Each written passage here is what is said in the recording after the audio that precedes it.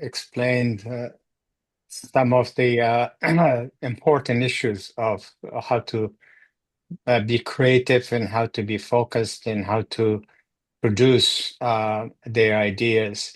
And I think the example that Omar and John started discussing, it makes sense. And I think one of the things that students have to really realize that if they want to become a decent architect, an architect that who really cares about not just how to draw, but how to create a space that is sustainable and livable. And they have to make sure that they look at it from every aspect.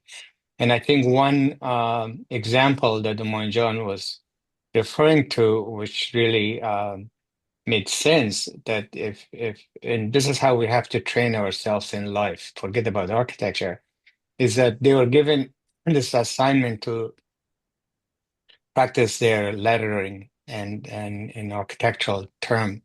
And then when it came to the title block was completely off. And that's not acceptable. So what this tells us is that you have to be consistent.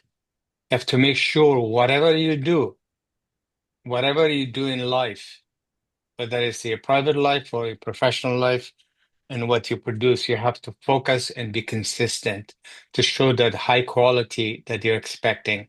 And also, people, to tell you the truth, that if you don't show your work in a utmost care and attention, clients are not going to accept it. They're not going to buy it.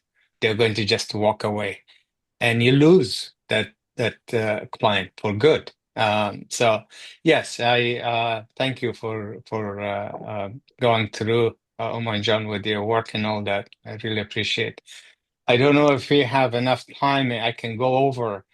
I can show some work that I also did when I was actually professionally, that students can look into the idea of how to start an idea and then take it into more sustainable and achievable project.